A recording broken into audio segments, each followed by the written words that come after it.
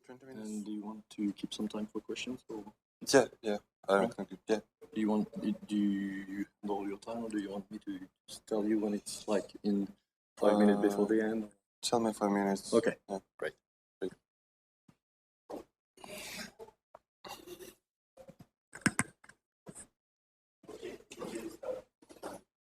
Yeah. Cool. Hello, everybody. So this should be a talk of Shayan Eskandari, my colleague, but he unfortunately couldn't show up in Paris, so I'm just going to do his slides for him.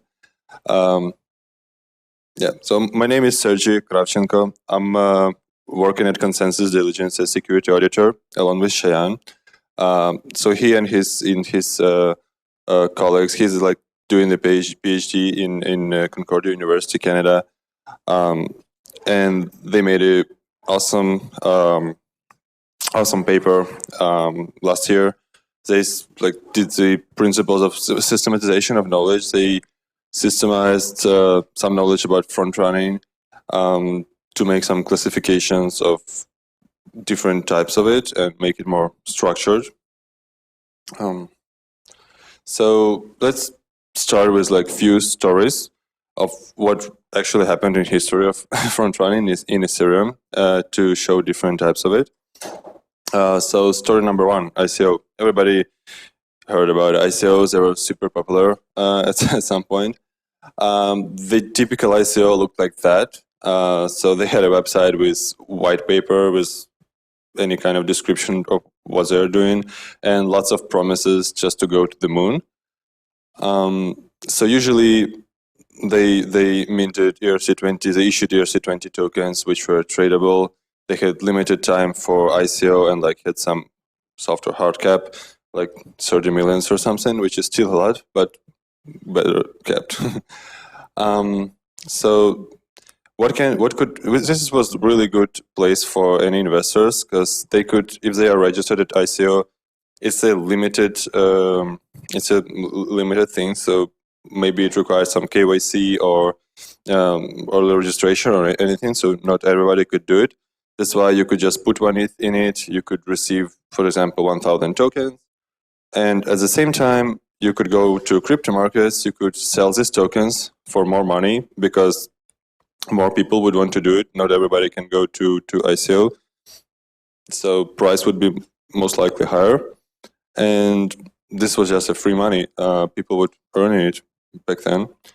The problem about it is that some whale with lots and lots of ETH could just go there, buy a lot of tokens in one transactions, and earn a lot of money on crypto markets. So basically, could just drain the ICO for one person, and this was not the intention of the creators. So what Status did when they did their ICO? So they wanted to make it more fair again. And so one of the things that they did is they limited the gas price because the first on the previous pictures, whale could just be in front of everybody by getting the highest gas price. Because if you're doing it for a lot of money, you can pay a lot of money for one transaction.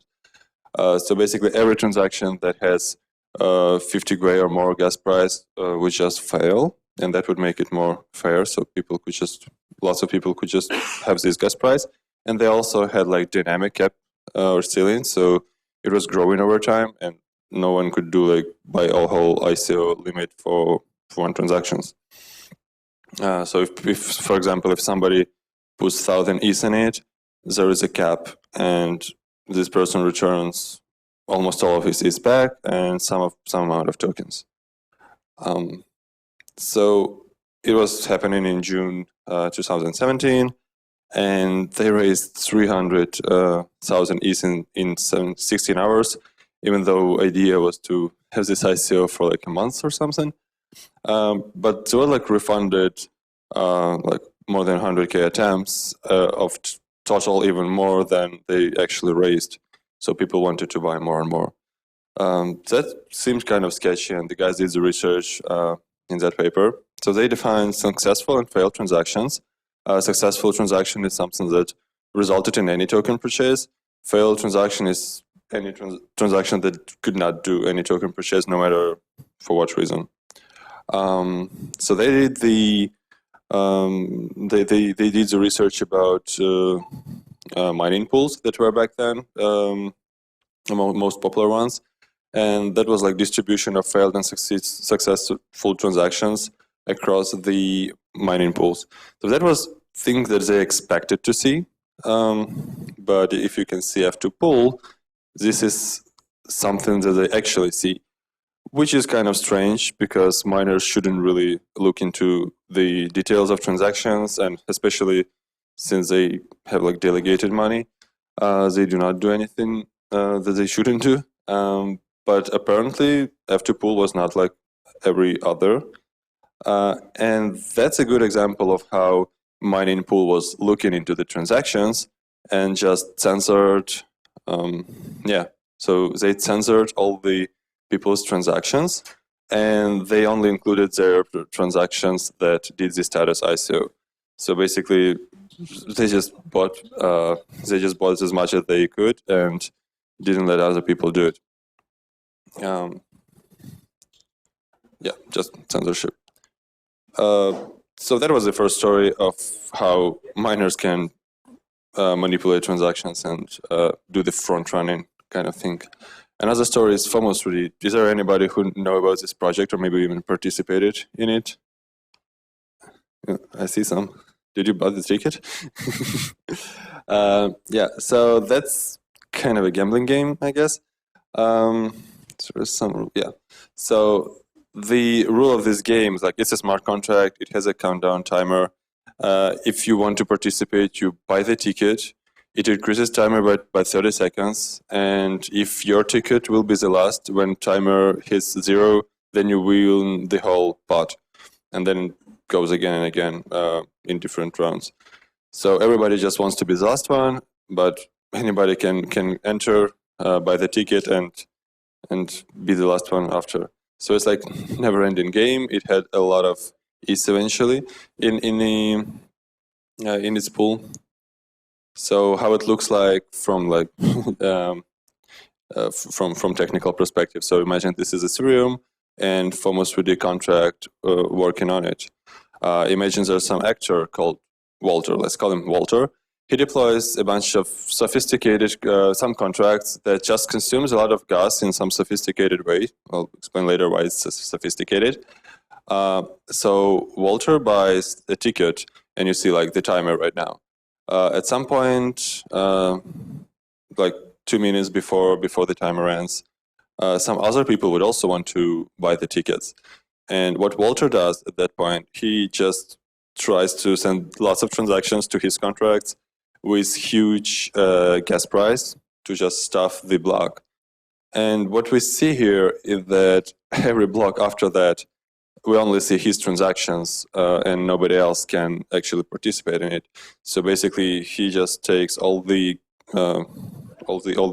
gas limit for the transactions that Ethereum creates, and he does it again and again. And this is the last block. So right now, timer is already 0. And somebody, if you can see this chart, somebody noticed his behavior and did even higher, like 10 times higher gas price to win this game, but it was too late, and he just spent a lot of gas for saying that Walter wins all the money, which is unfortunate, and it's too late. But the idea is pretty interesting, just to stuff every block and basically blocks the Ethereum for some time. And yeah, Walter wins all the money. So story number three, DEXs. So DEX is a decentralized exchange. So what it usually consists of is on-chain smart contracts and off-chain order books. Why is that? Is that because off-chain order books should be much faster and much cheaper, because you have like 100 times more orders usually than actual trades. And on chain, you do the actual trading. As you can see, this like the architecture, and it's all exchange connects to Ethereum like that. in order to be trustless, transparent, and anybody can access it. So yeah, orders are fast and low fees, and fields and cancellations, they're costly and slow, but they are more transparent, trustless, and stuff like that. So let's imagine some situation. Some Adam wants to buy 1,000 useless Ethereum tokens from the exchange. He creates an order off-chain in some backend server. Then Adam looks at the price of this useless Ethereum token, and he doesn't like this price anymore. He wants to cancel this order, but what's happening when he's canceling it? Miners see his transactions, they put it into the block, order is getting removed from the exchange, and order is cancelled, which is fine. But what actually happens, you remember Walter. Walter also sees this cancelled transaction, and he knows that if somebody cancels a transaction, it's a bad transaction for them. That means it's a good transaction for Walter to fill. From the opposite side, it's a good opportunity. So basically, every cancelled transactions can be filled by anybody who want to front run them with a higher gas price, and it would be a good deal. So miner would do fill order before the cancel. Walter gets the money. Adam is pretty sad because he has 1,000 useless Ethereum tokens. Yeah, and he also tries to cancel order, which is already filled, and lose some gas. So the only cost for Walter would be gas price of fill order. So we have like 3 stories. What do they have? What do they have in common? They have in common that people say that it's a front running, but these are pretty different types of attacks, even though it's all front running. We should somehow differentiate them. So let's just go back. What is traditional front running? Where is it term coming from? It's coming from normal traditional trading. It means like it's like benefits from early access to market information about any upcoming transactions, and it's like typically because somebody is privileged to know this, like broker. And there were stories in the past where like brokers got some information from their clients, like I want to buy $1 million worth of some shares. If you know this information, you know the price will grow. That's why broker can buy on his own name some amount of these shares, and then this client makes a huge trade, price grows, broker can do this, can sell his shares and just win money. It's totally illegal right now. Like regulation does not require that, and like lots of people are fighting against it. But I guess sometimes it's still done. So what about blockchain front running? Everyone in the network has this access to privileged information because it's totally transparent. And like miner are even more privileged because they are totally in control of order of the transactions. And also miners can be kind of bribed by just anybody can try to make a higher gas price, and it will order transactions accordingly. So front running in the blockchain world is much easier, and everybody can try to do it. So the guys come up with some classifications in the paper, like three different types of front running attacks. Okay, yeah, let's go faster. So there are lots of talks about status ICO stories. People say different things about it, but apparently F2Pool just manipulated things, and we eventually call it displacement attack. So basically attacks that it doesn't care about other attacks, it should be first, about other orders, it should be first, and then it doesn't matter, it just displaces these orders. The second story is more tricky. Some people say it's fair, some people say like it's like a tricky solution, but still it was a gambling game. So it was like pretty much a lot of money won. So this is basically a suppression attack or block stuffing attack. It's just creating a delay for Ethereum. So yeah, as you can see, displacement doesn't really for displacement, doesn't really matter what's happening for the original transaction after the attack. For the insertion, it matters. If you want to do like traditional front running, you need second order to also do the trade in order to take advantage of it. And suppression, obviously, just create a delay and do not allow people to do anything during that delay. Also, there are like different types of attacks, like asymmetric, when you call different functions than the original transaction that you're front running. I guess cancel and fill order is the good example, or bulk when you just having a lot of transactions. So in the paper there are like lots of case studies. Just read the paper for lots and lots of cool details. I guess CryptoKitties should be really fun to track how they are breeding and how to front run this. So how you can mitigate this? First of all, transaction sequencing. Right now, miners control it, and what can we potentially do is to remove miners' ability to do it, to have this control. First in, first out is not an easy way to do it. If it's distributed network, is almost impossible, because you can do transactions in different places in the world, and it's hard to say who was first. So right now, Go Ethereum prioritize transactions on gas price and nonce is how it works right now, and people take advantage of it. So there's some of chain ordering if you have some, if you have it like inside the algorithm of your exchange, but it's kind of centralized and not transparent all the time. Or for example, pseudo-random sorting of transactions, like for example, sorting based on the hash of transactions, which is still, you can manipulate it, but just need to do some resource for it. Another thing is confidentiality. So you can actually limit the visibility of transactions, and there are like different places, different things that can be, then you can try to hide. So for example, there are some just blockchains that try to preserve privacy, that preserves like current state, name of the function, or parameters. And like most popular stuff is easy to do in many different contracts is commute and reveal scheme. It usually either hides the function in the parameter or just the parameter by hashing it, for example, and then revealing the actual value. But it also leaks information because you send money usually, and it just has some information in it. Or use some intermediary services, which is a little bit more complicated, but gives a little bit more confidentiality by hiding your address. So just consider different design practices. So assume that it's front running is happening and just make it non-beneficial.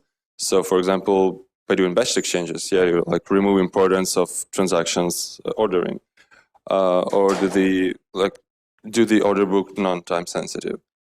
Also, like one of the cool examples of front running that's using your C20 is like approve is not safe against front running.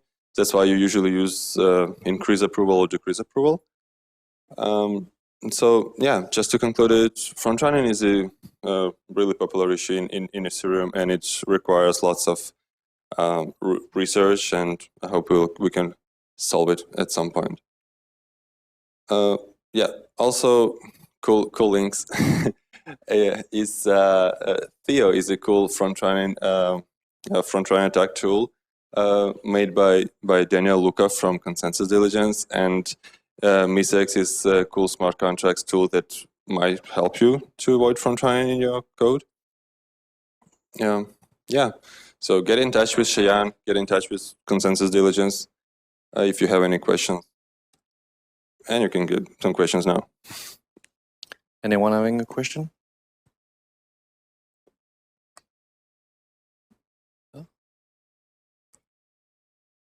Okay. Yeah, cool. Thank you. Thank you.